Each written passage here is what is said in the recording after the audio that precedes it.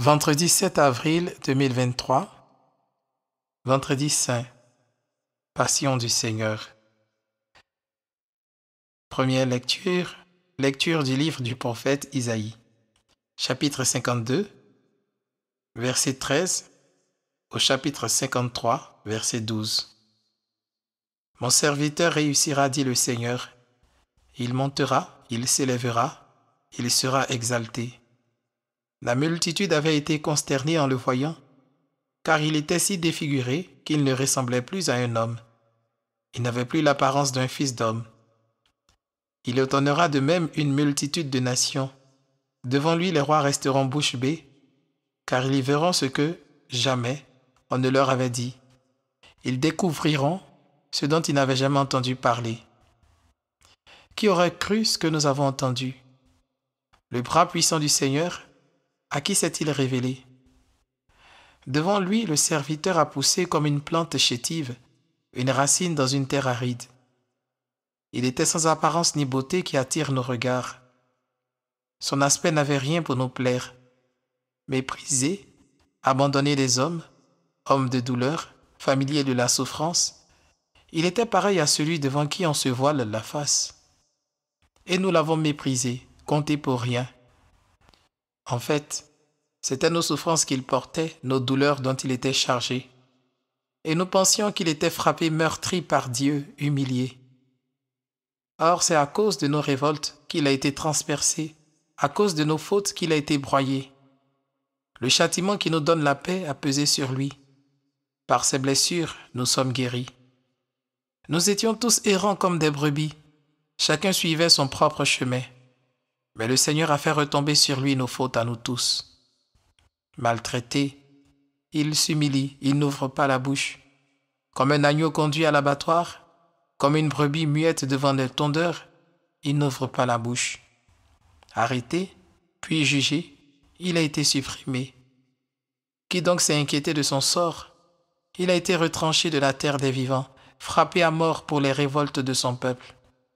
On a placé sa tombe avec les méchants, son tombeau avec les riches, et pourtant, il n'avait pas commis de violence, on ne trouvait pas de tromperie dans sa bouche. Broyé par la souffrance, il a plu au Seigneur. S'il remet sa vie en sacrifice de réparation, il verra une descendance, il prolongera ses jours.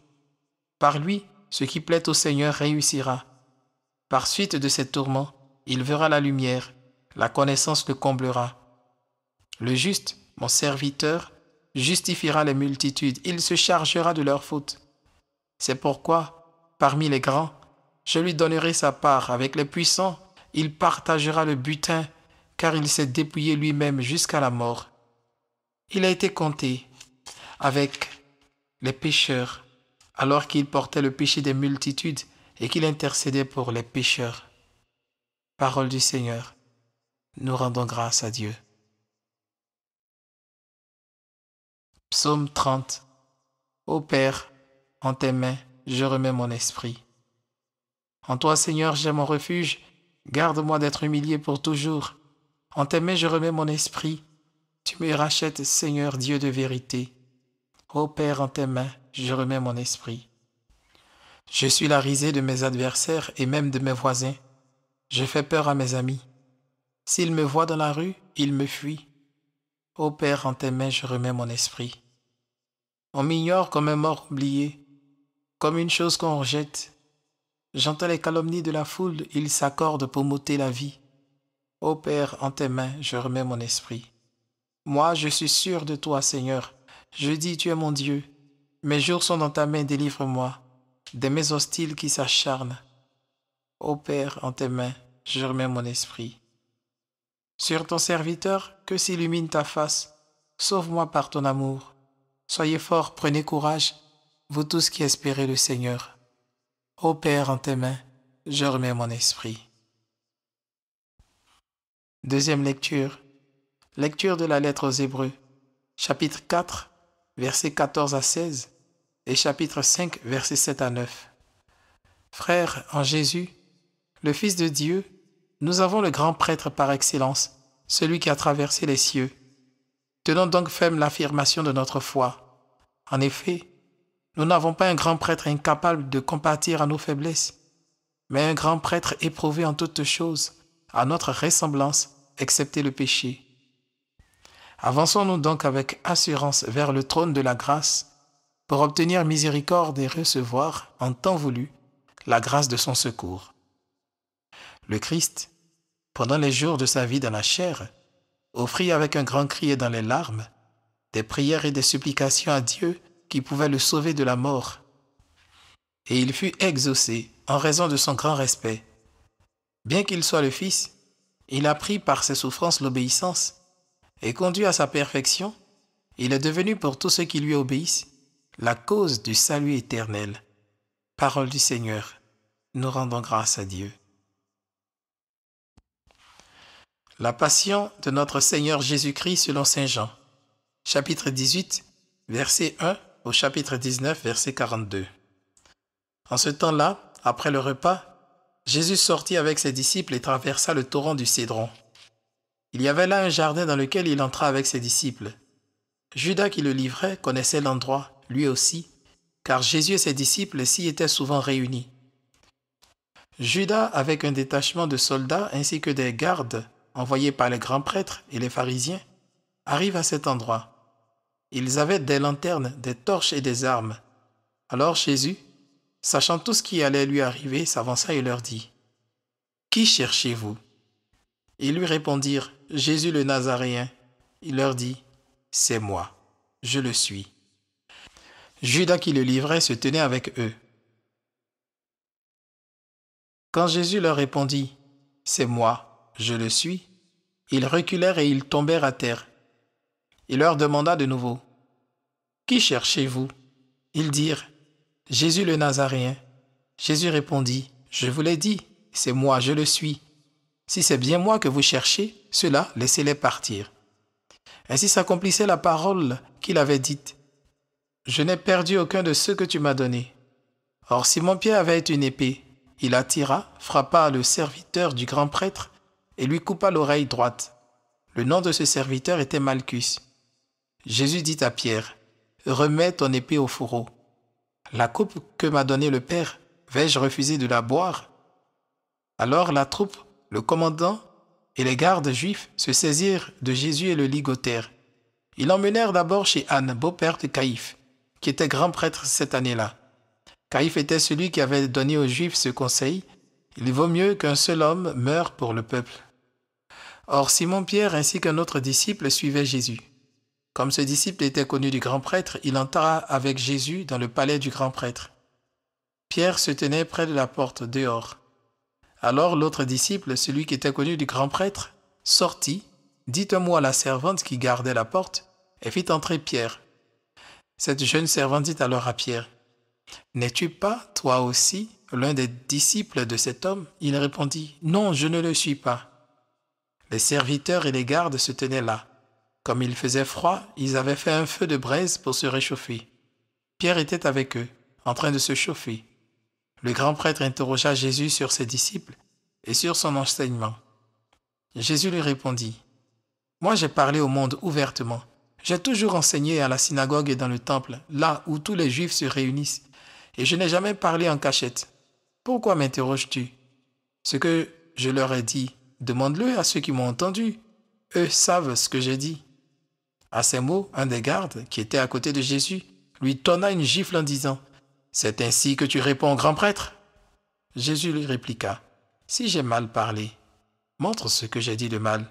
Mais si j'ai bien parlé, pourquoi me frappes-tu » Anne l'envoya toujours ligoter au grand prêtre Caïphe. Simon-Pierre était donc en train de se chauffer. On lui dit : « N'es-tu pas toi aussi l'un de ses disciples ?»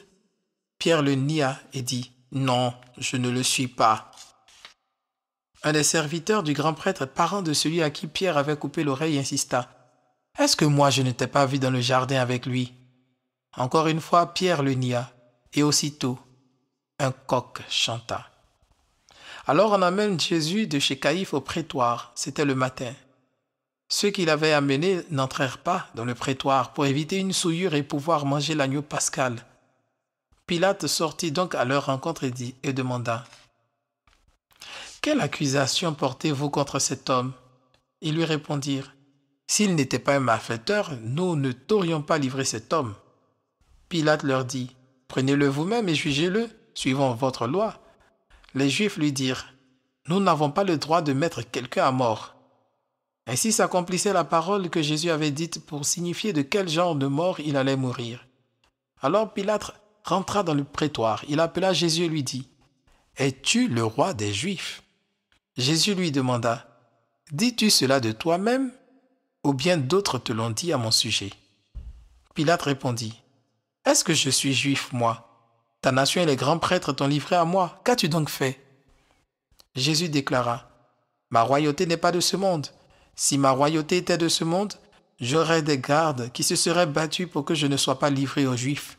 En fait, ma royauté n'est pas d'ici. » Pilate lui dit, « Alors, tu es roi? » Jésus répondit, « C'est toi-même qui dis que je suis roi.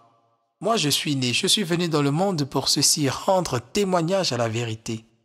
Quiconque appartient à la vérité écoute ma voix. » Pilate lui dit, « Qu'est-ce que la vérité? » Ayant dit cela, il sortit de nouveau à la rencontre des Juifs et il leur déclara, « Moi, je ne trouve en lui aucun motif de condamnation.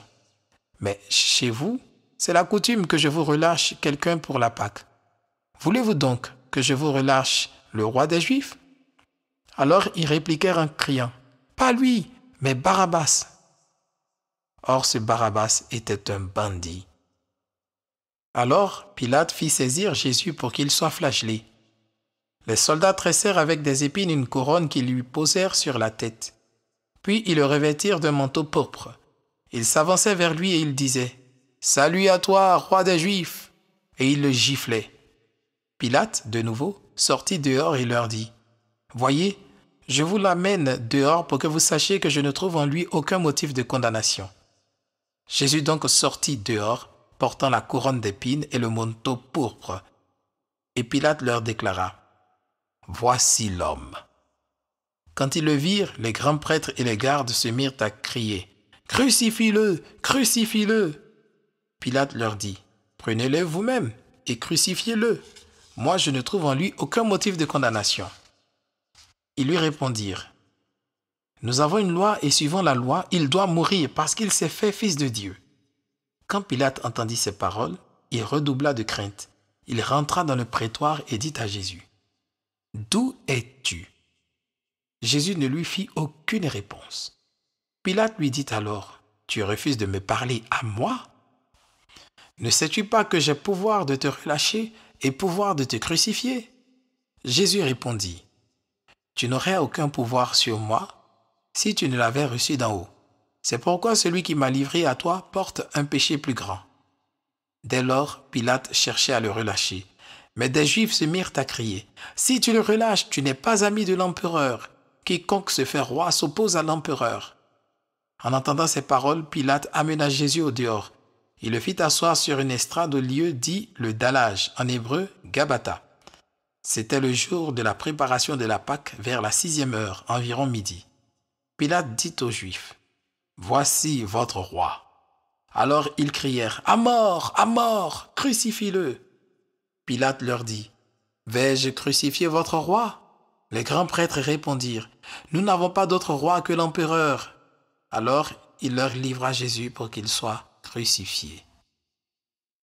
Ils se saisirent de Jésus et lui-même, portant sa croix, sortit en direction du lieu dit le crâne, au calvaire, qui se dit en hébreu Golgotha. C'est là qu'ils le crucifièrent et 2 autres avec lui, un de chaque côté, et Jésus au milieu. Pilate avait rédigé un écriteau qu'il fit placer sur la croix. Il était écrit « Jésus le Nazaréen, roi des Juifs ». Beaucoup de Juifs lurent cet écriteau parce que l'endroit où l'on avait crucifié Jésus était proche de la ville et que c'était écrit en hébreu, en latin et en grec. Alors les grands prêtres des Juifs dirent à Pilate, « N'écris pas roi des Juifs, mais cet homme a dit « Je suis le roi des Juifs ». Pilate répondit, « Ce que j'ai écrit, je l'ai écrit. » Quand les soldats eurent crucifié Jésus, ils prirent ses habits. Ils en firent 4 parts, une pour chaque soldat. Ils prirent aussi la tunique. C'était une tunique sans couture, tissée tout d'une pièce de haut en bas. Alors ils se dirent entre eux, Ne la déchirons pas, désignons par le sort celui qui l'aura. Ainsi s'accomplissait la parole de l'Écriture. Ils se sont partagés mes habits, ils ont tiré au sort mon vêtement. C'est bien ce que firent les soldats. Or, près de la croix de Jésus se tenaient sa mère et la sœur de sa mère, Marie, femme de Cléophas, et Marie-Madeleine. Jésus, voyant sa mère, et près d'elle le disciple qui l'aimait, dit à sa mère, « Femme, voici ton fils. » Puis il dit au disciple, « Voici ta mère. » Et à partir de cette heure-là, le disciple l'a pris chez lui. Après cela, sachant que tout désormais était achevé, pour que l'écriture s'accomplisse jusqu'au bout, Jésus dit, « J'ai soif. » Il y avait là un récipient plein d'une boisson vinaigrée.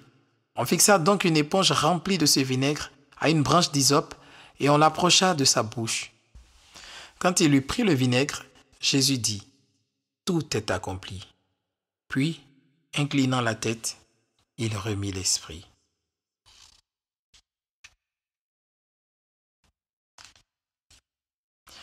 Comme c'était le jour de la préparation, c'est-à-dire le vendredi, il ne fallait pas laisser les corps en croix durant le sabbat, d'autant plus que ce sabbat était le grand jour de la Pâque.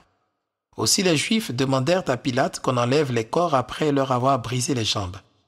Les soldats allèrent donc briser les jambes du premier, puis de l'autre homme crucifié avec Jésus.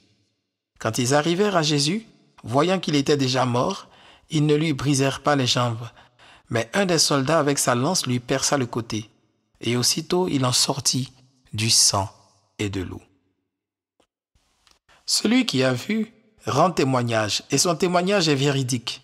Et celui-là sait qu'il dit vrai, afin que vous aussi vous croyiez. Cela, en effet, arriva pour que s'accomplisse l'Écriture. Aucun de ces os ne sera brisé.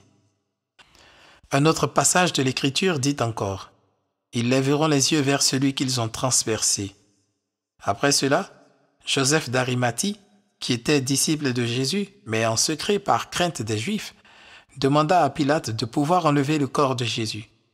Et Pilate le permit. Joseph vint donc enlever le corps de Jésus. Nicodème, celui qui au début était venu trouver Jésus pendant la nuit, vint lui aussi. Il apportait un mélange de myrrhe et d'aloès, pesant environ 100 livres. Ils prirent donc le corps de Jésus, qu'ils lièrent de linge, en employant les aromates selon la coutume juive d'ensevelir les morts.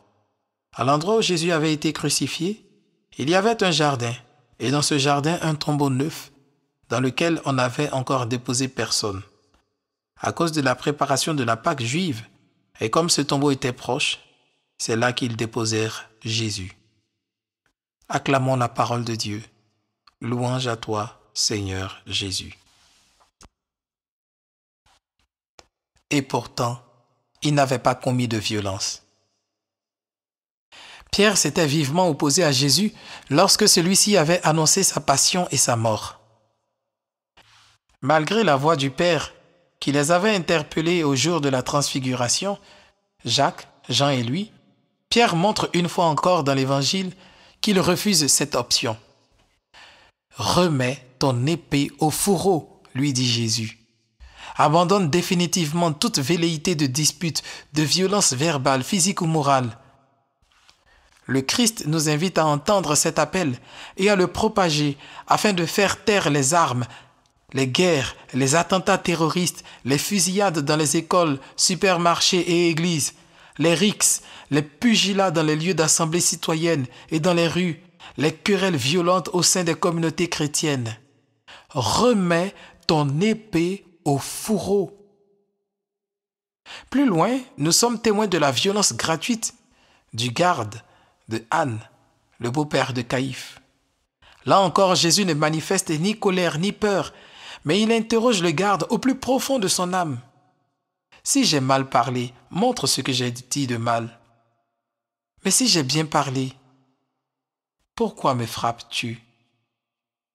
Erreur de jugement et d'interprétation. N'est-ce pas ce genre d'erreurs qui nous conduisent le plus souvent au conflit sans fondement? Bon nombre de disputes naissent d'une mauvaise interprétation des dires, gestes et regards de l'autre. Il m'a mal regardé. Il m'a regardé méchamment, alors que peut-être il avait mal à la tête. De plus, ce serviteur zélé, comme Pierre d'ailleurs, voulait garder sauve l'honorabilité de son maître. C'est ainsi que tu réponds au grand prêtre? Notre mission de chrétien consiste-t-elle à défendre Dieu avec armes et poings, comme on défendrait légitimement son territoire attaqué? Seigneur, garde-nous de toute forme de radicalisme. Dieu attend du chrétien que celui-ci fasse la lumière sur le mal, le dénonce et témoigne de la vérité. Montrer le mal sans porter atteinte à l'intégrité de celui qui le commet, telle est la dimension prophétique de la mission baptismale du chrétien. Il y a aussi une dimension sacerdotale. Prier, offrir ses épreuves en sacrifice afin d'obtenir pour ses proches et pour le monde la miséricorde de Dieu et le salut. La mission est bien évidemment royale. Prendre soin du corps du Christ dont chaque chrétien est membre. Veiller les uns sur les autres dans le respect, avec un profond esprit d'obéissance à la volonté du Père. Prendre soin de la création afin de ne rien perdre de ce que Dieu nous a donné. La clé de la réussite, ce n'est pas la voie de la violence, mais celle de la douceur. Le Christ, par sa douceur et son humilité, a sauvé le monde entier. Ô Jésus, divine miséricorde, toi qui es doux et humble de cœur, rends mon cœur semblable au tien.